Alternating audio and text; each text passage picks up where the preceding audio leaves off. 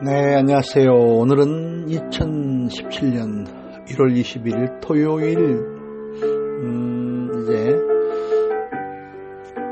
저녁 6시가 돼가네요. 오늘 하루 종일 한방눈이 내렸죠. 오후, 참 멋진 하루였습니다. 이렇게 눈이 오면은, 이렇게 기분이 좋아질까요? 비가 오는 것도, 눈이 오는 것도 하늘이 지구와 우리에게 축복을 주는 것 같아요.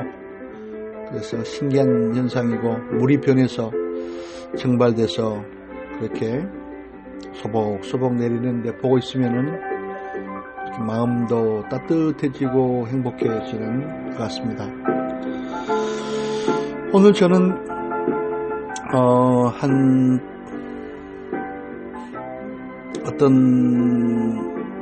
조금 정치적으로 큰 역할을 하셨던 큰 어르신을 오늘 제가 이제 몸을 좀 살펴봐 드리고 함께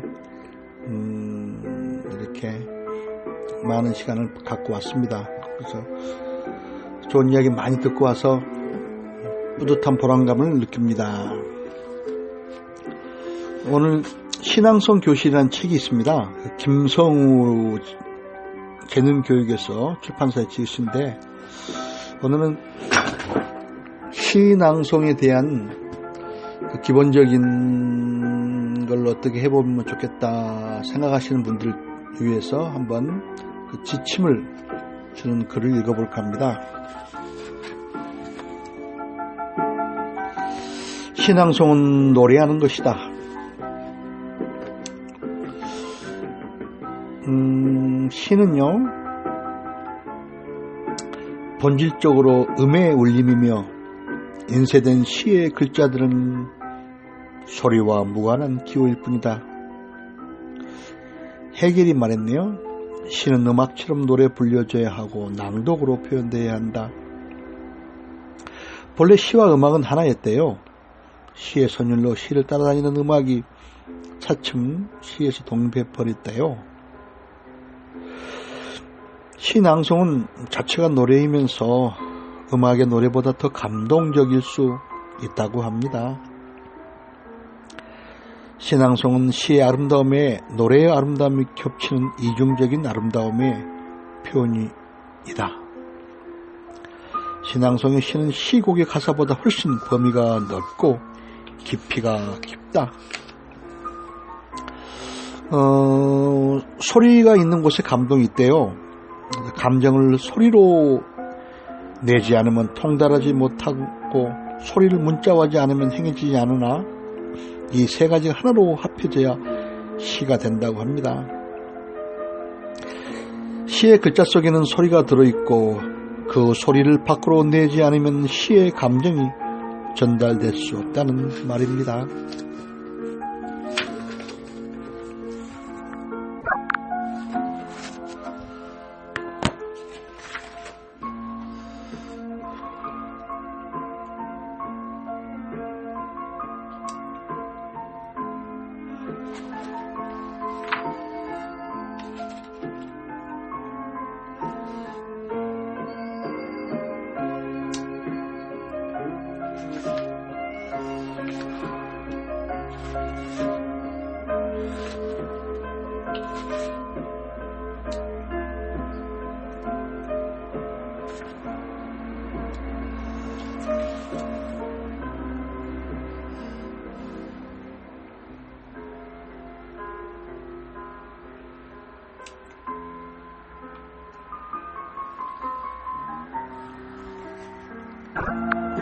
우리나라에는 신앙송 경연대회가 있죠. 그래서 역대 최우수상을 많이 받으신 분들, 그분들이 어떤 시를 가지고 했나 한번 살펴볼까요? 첫 번째, 윤동주의 별 해는 밤, 한용운의 님의 침묵, 전봉건의 뼈저린 꿈에서만, 신석초의 초용은 말한다, 이기철 지상에서 부르고 싶은 노래, 박도진님의 청산도, 소정주의 석굴암 관세음의 노래, 유치원의 행복, 정호승의 정동진, 문병란의 보록의 연가, 박두진의 바다의 연가, 서정주의 상리가운 이금배의 노래의 노래요. 또 박일환의 목마와 순녀, 서정주의 바다, 정한모의 바람 속에서, 곽재구의 사평역에서, 문병란의 땅의 연가, 이런 주옥같은 시들이 그동안 많은 시당송가들에 의해서 낭송돼서 상을 받았네요. 자, 과연 시를 어떻게 낭송할 것인가, 이게 문제죠. 시낭송의 유일한 정도란 없다고 합니다. 그냥 단지 여러가지 길이 있을 뿐이라고 합니다. 시낭송은 다양할 정도로 좋다고 하는데요. 그래서 낭송자 수만큼의 독특한 방법이 있겠죠. 그래서 어떤 패턴을 남에게 강요하는 일은 잘못된 거래요. 이런 시는 이렇게 읽어야 한다 하고 어떤 유형을 고집하는 것은 안 좋대요. 그러나 기본적인 원칙이나 정석 같은 것은 조금 있는 거죠. 그래서 추사 김정님께서는 난초를 그리는 데는 법이 있어도 안 되고 법이 없어도 안 된다 하는 그런 말이 또 신앙성에 적용될 것 같은데요. 우선 아무도 부인 못할 신앙성 요건은 세 가지라고 합니다. 1. 명료할 것, 2. 자연스러울 것, 3. 감동을 줄 것. 하하. 그렇죠. 신앙성의 어떤 패턴을 강요해서는 안 되지만, 그렇죠. 내면으로 낭송하는 것과 외면으로 낭송하는 방법이 있겠죠. 그래서 감정을 안으로 내주시켜 차분하게 읽는 방법과 감정을 밖으로 표출시켜 기복 있게 읽는 방법이 있겠죠.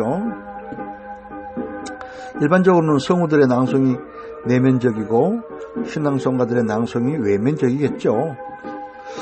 일단 명료할 것, 첫 번째 발음을 또렷이 하라. 또렷 해야 된다. 그래서 발음이 또렷 이게 제일 중요한 것 같아요. 시는 사실 낱말과 낱말의 치밀한 조립이잖아요. 그래서 신앙송은 한마디라도 안 들릴 말이 있어서는 안 되는 거지요. 시를 낭송하는 사람들은 대부분 자기 발성이 누구에게나 똑똑히 들리는 줄 착각하고 있겠죠. 자기 귀에 잘 들린다고 남의 귀에도 잘 들리는 것이 아니지요. 신앙송자들 대부분 낭송 연습을 시작하는 거 보면 대개는 시의 감정부터 넣죠. 감정이 앞서다 보니 정작 시의 낱말들은 그 감정의 골짜기에 매몰되어 시는 들리지 않게 되지요. 하여튼 웅변의 제1 요건은 명료함이라고 해요. 그래서 또록또록하게 하자. 분명하게 들리게 하려면 되도록 큰 소리로 내지 말고 너무 음절을 바꾸지 말자. 그래서 발음상의 결점을 고치고 자연스러운 목소리를 내고 낱말의 마지막 음을 빠뜨리지 말며 일정한 어조를 유지하며 큰 소리를 낼 때는 입이 아니라 배에 힘을 줄 것. 말이 목 안에서 흘러나오거나 입 안에서 우물거리지 하지 말자. 그러네요. 그리고 두 번째, 자연스럽자. 감정을 꾸미지 말자. 신앙송은 아주 자연스러워야 한다.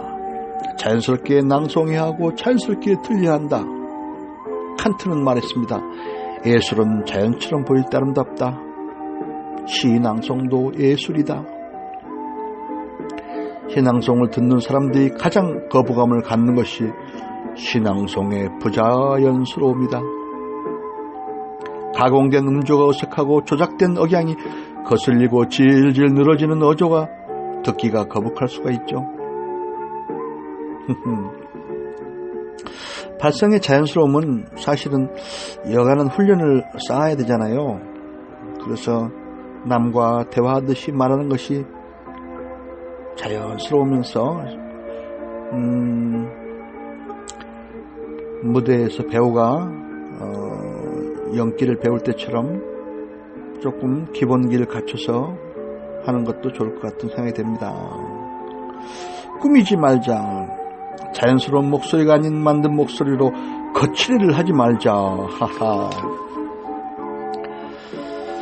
그리고 진실하라, 자연스러워라. 진실한 것만이 자연스럽다. 진정이면 저절로 자연스러워진다. 이 대목이 정말 중요한 것 같아요. 감정이 자연적, 자생적이어야지 인위적, 조작적이어서는 안 된다는 겁니다. 그 다음에 세 번째, 감동을 주자. 자신이 먼저 감동하자. 신앙송은 감동이다. 100가지 이론이 소용없다. 신앙송을 잘하느냐 못하느냐 판단하는 기준은 아주 간단하다. 한마디로 말해 듣는 사람에게 감동을 얼마만큼 주느냐에 달렸다. 신앙송은 감동을 주기 위해 읽는 것이고 감동을 받기 위해 듣는 것이다. 좋습니다. 믿음을 살려라. 시가 노래요. 신앙송이 노래를 노래하는 것이라면 신앙송은 노래를 만들어내야 한다고 합니다. 믿음이란 것은 음이나 말이나 몸이 어떤 질서를 가지고 주기적으로 움직이는 반복 운동을 말합니다. 시인들이 같은 낱말이나 행을 자주 되풀이하는 것은 일부러 믿음을 만들기 위해서라고 합니다. 그래서 신앙 홍자는 시의 리듬 감각을 익혀야 합니다. 리듬 감각은 구조나 양식이나 표현 방법이 다른 여러 형태의 시를 되풀이 소리내어 읽음으로써 체득해야 합니다.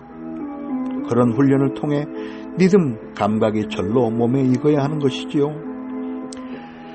신앙송에서는 리듬을 두드러지게 하는 것이 박자보다는 강약이라고 합니다.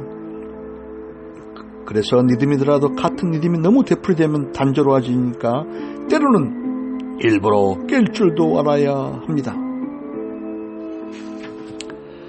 장단, 고조, 강약, 완급. 신앙송은 리듬뿐 아니라 나이가 나아가 가락도 만들어내야 노래가 된다. 음악에서는 악보의 장단, 고조, 강약 등이 모두 한음 한음 또는 소절마다 또는 곡 전체의 명시가 되어 있지만 시에는 음부 같은 부호도 없고 안단테나 알레그로 같은 템포의 지시도 없습니다.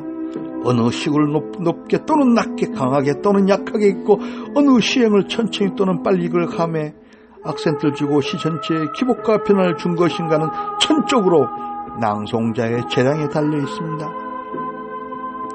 운율은 시 자체 속에 내재되어 있는 것이기 때문에 찾아내기만 한다고 되지만 고조, 강약 같은 낭송자가 시 내용에 따라 치밀한 감정의 논리로 조절해야 하는 것입니다. 신앙송에서 일정한 고조는 자장가가 되기 쉽잖아요. 또 일정한 템포는 행진곡이 되기 쉽고요. 신앙송에는 바닷물길 같은 무늬가 있어야 한다고 합니다. 고조, 강약 등이 무늬를 만들고 이 무늬가 시의 색채를 만듭니다. 하하. 고조, 강약 등이 무늬를 만들고 이 무늬가 시의 색채를 만듭니다. 신앙송은 시의 색채를 하는 것입니다. 발성이나 발음으로 음을 만들어내는 것을 조음이라고 하지요. 신앙송에서는 조음이 세심할수록 소리의 색채는 다채롭다고 합니다. 신앙송의 조음에서는 이런 것이 다 세분화되어야 한다고 합니다. 발성의 고조나 강약에서 특히 유의할 것은 고음과 강음, 저음과 야금의 혼동.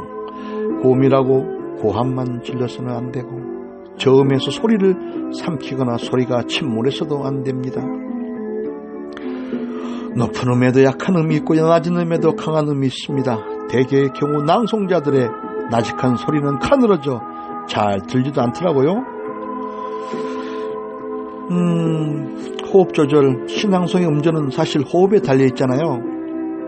신앙송의 발성을 정확하게 하고 감정의 기복에 음영을 주고 리듬을 절도 있게 살리고 하는 것은 사실 호흡인 것 같아요. 일반적으로 고른 호흡이 편안한 발성을 도와주고요. 차분한 시감을 전하는 것이지만 시 내용에 따라서는 일률적인 속도의 호흡만으로 안 되죠. 숨을 끊어 쉬어야 할 때도 있고 숨을 몰아 쉬어야 할 때도 있고 그런 데가 있죠. 긴 호흡을 훈련해야 될 것 같아요. 그래서 폐활량을 조금 늘려야 될 것 같고요.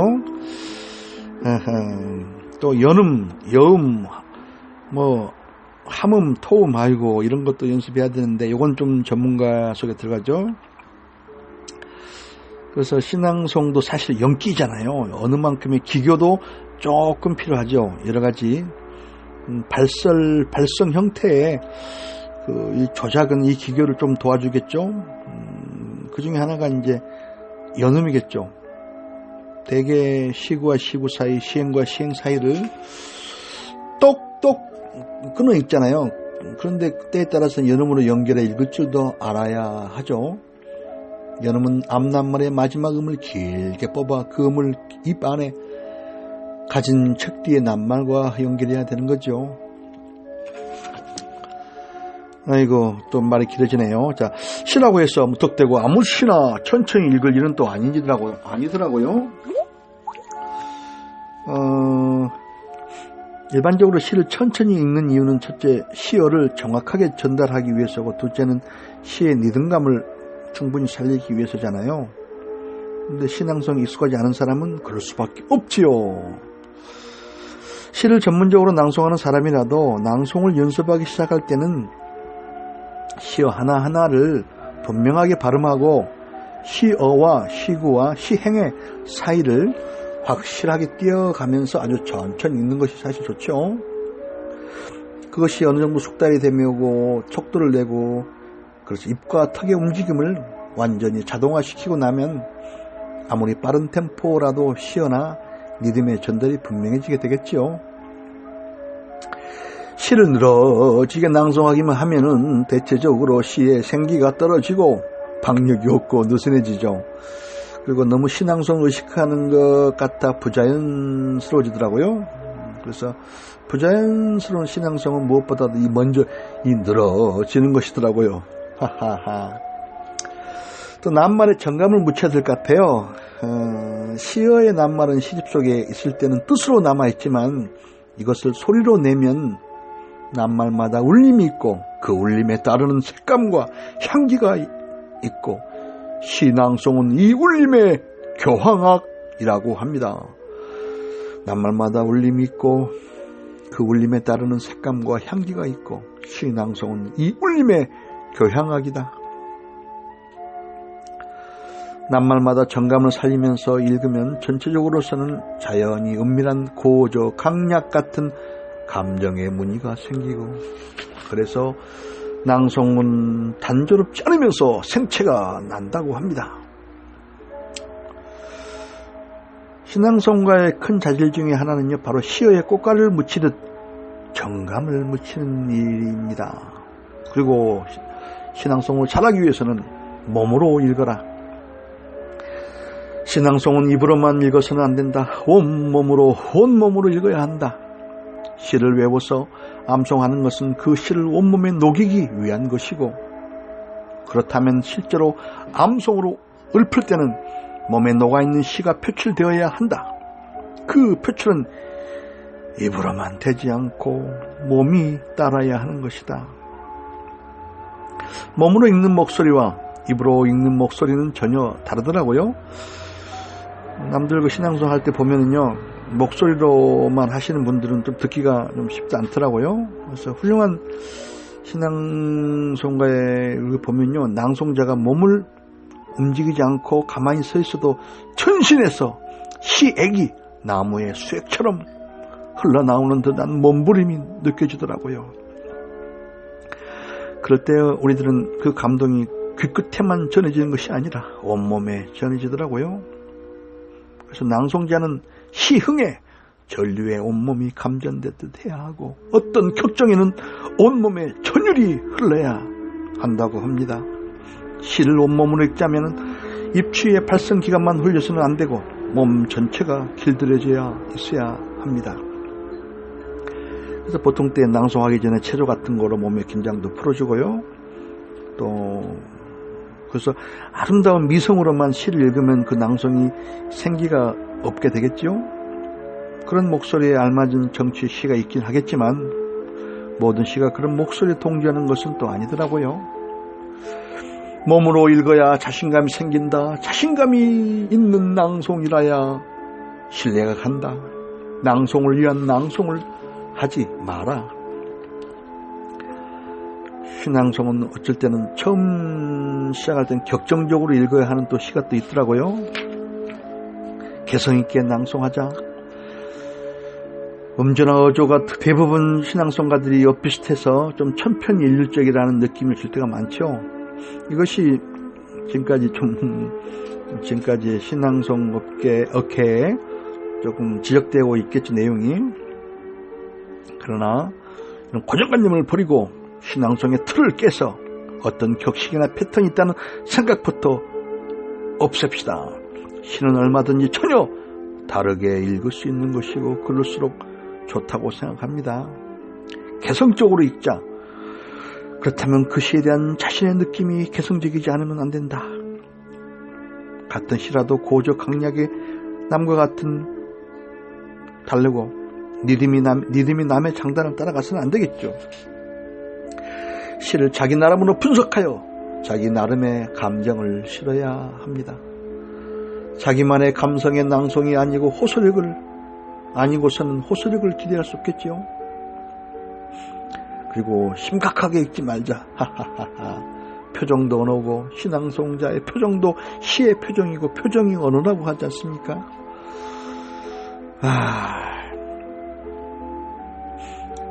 키케로 웅변가죠. 연설 같은 구연에서 목소리 다음으로 중요한 것이 얼굴의 표정이다. 얼굴의 표정을 지배하는 것은 눈이다. 눈의 표정을 자꾸 변화시켜 여러 가지 눈길로 마음의 움직임을 나타내야 한다. 신앙송은 즐거움이다. 왜 우리가 신앙송을 하고 시낭송을 듣는가? 즐겁기 위해서다. 낭송하는 사람도 듣는 사람도 행복하고 즐거워야 한다. 시를 심각하게만 읽는 것은 시낭송은 즐거움이라는 인식을 대부분 낭송자들이 간과하고 있겠죠. 또 동작, 신앙송에 무슨 동작을 스크라는 거냐 하는 분들 계시겠지만은 어떤 분들은 손짓하고 왔다 갔다 걷고 어떤 분들은 또 연극 배우처럼 하는 분도 계시더라고요. 이제 시의 감흥에 공감을 불러일으키는 도움이 되겠죠. 자연 발생적으로 움직이는 동작이면 좋지만 꾸미는 동작은 안 되겠죠. 감정이 몸을 움직여야지 몸이 감정을 움직여서는 안 된다는 거죠. 격정적인 목소리로 시를 읽으면서 몸에는 아무 격정이 안 나타나면 좀 사실 어색하잖아요. 또 불필요한 동작은 시의 감정의 표현에 방해가 되고요. 우리가 걸으면서 시를 낭송할 때는요, 한 발, 두 발 살짝 걸음을 걷는 것은 시의 분위기 변화에 도움이 되죠. 자, 몸짓이 소리와 일치하고 표정이 몸짓과 일치하자. 얼굴은 위를 쳐다보지도 말고 땅을 쳐다보지도 말고 정면을 향하자. 입을 크게 너무 벌리지 말자. 입술이 일그러지지 말자. 고개를 한쪽으로 기울지 하게 말자. 소리를 낼 때 눈썹을 지키지 말자. 또 배경음악, 우리가 CD, 녹음 테이프 여러 가지가 배경음악 있죠. 그래서 이제 음악을 반주시키는데 사실 음악이 필수적인 것처럼 인식되어 있죠. 그 배경음악이 시의 분위기를 북돋아주고 시의 서정을 고양시키는 효과가 있죠. 그래서 낭송자의 목소리를 배경음악이 상승시켜 그 표현이 한층 선명하고 강렬한 것이 되기도 하죠.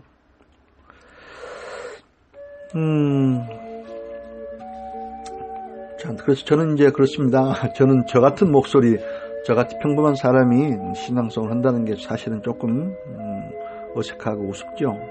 그래도 저는 꾸준하게 하는 건요, 항상 일주일에 몇 번씩 녹음하면서 연습을 하고 있습니다. 그래서 신앙송의 연습은 끊임없는 자기 교정의 과정 같아요. 그래서 거울이 필요한 거죠. 그래서 녹음된 자기 목소리를 들어보면서 발성, 완급, 템포 이런 것들을 이게 아니었구나. 그래서 이렇게 어떤 자기 자신을 얼마만큼 감동시킨가를 테스트할 수도 있더라고요. 녹음하다 보니까요. 내가 감동을 안 하는데 남이 어떻게 감동을 하겠어요. 그래서 자기 귀로만 들으면 소리와 함께 자기 몸이 울리기 때문에 그 감동을 객관적으로 감지하기 어렵더라고요. 그런데 녹음을 해서 듣다 보면은 도움이 되더라고요. 그래서 우선 이제 아이고 벌써 25분 지나갔네요. 이거 어떡하나. 누가 이거를 뒤에까지 듣고 계신 분이 있다면 참 대단하십니다. 요즘 현대인들 5분 이상을 듣기가 집중하기가 사실 힘들잖아요. 저 혼자라도 이른 새벽에 듣기 위해서 조금 더 한 5분 정도 해볼까요? 신앙송은 반드시 암송으로 해야 한다고 하잖아요. 그럼 이제 수십 번, 수백 번 되풀이해서 읽어야죠. 그 시를 스스로를 감동시키는 과정이 필요하잖아요. 그 시가 주는 감동을 자신 속에 자꾸 이렇게 집적시켜야 되겠죠. 이건 머리로만 하는 게 아니라 오랫동안 낭독을 되풀이하면은 그 시가 입이 기억하고 턱이 기억하고 낭송자가 일일이 시를 외우고 있지 않아도 턱 놀림에 따라 입이 저절로 움직이게 된다는 거 아니겠어요? 사실 시는 유심히 따지고 보면요, 잘 정돈된 언어의 질서 같아요. 그래서 단순히 외우는 게 아니라 시의 리듬으로 외워야 되는 거죠. 리듬을 타야죠. 그래서 그 시의 음률이 저절로 외워지게 되고 결국은 시구의 뜻보다는 음률로 시를 암송하게 된다. 리듬은 바로 기억력이 좋다. 이렇게 된다고 합니다. 우리나라의 신앙송가 요건으로서요, 보통 한 1987년에 그런 일이 좀 생겼는데요. 옛날에는 주로 아름다운 목소리를 가진 사람들만이 시를 읽었잖아요. 그러나 고운 목소리만으로는 안 됩니다. 시는 일반적으로 정감을 표현하는 것이어서 정감 있는 목소리가 되는 것이 제일 중요. 그리고 신앙송은 청각을 위한 예술이므로 전달력이 있는 음성이어야 한다. 그러자면 발성이 명확한 목소리하고 성량이 충분한 목소리하며 표정이 풍부한 목소리한다. 그러면서 개성적일수록 좋다. 목소리는 감정의 운반자다. 성감이나 성량이 아무리 좋아도 자신 속에 시감이 없으면 시의 감정이 목소리에 묻어나오지 않는 것이죠. 유연하며 자유스럽게 자, 이 정도 오늘 좀 추운 것 같아요. 그래서 발코니에서 한 30분 어떻게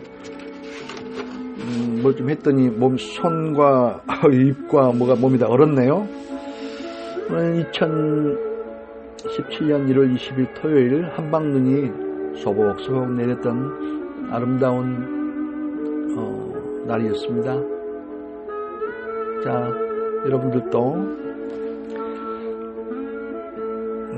이거 한번 가슴에 새기시면서 오늘 하루 또 편안한 밤 되시길 바랍니다. 이런 말이 있어요. 누가 시 한 편도 외워 읊지 못하는 것을 부끄럽지 않다 하던가. 그래서 누가 시 한 편도 외워 읊지 못하는 것을 부끄럽지 않다 하는가. 한 시를 한 300평 정도 외워서 그걸 항상 가슴에 있을 때는 삶을 사는 그것이 좀 다르다고 합니다. 저는 그 목표를 갖고 한번 그 꿈을 달성하기 위해서 몇 년째 뭘 좀 하고 있습니다. 자, 언젠가 한 번에 300편의 시가 스스로 감동하고 사람이 행복해지게 하는 그런 능력을 갖출 때까지 저는 노력하겠습니다. 여러분들도 그 꿈을 함께 이룩하시면 어떨까요? 좋은 밤 여러분들 보내세요.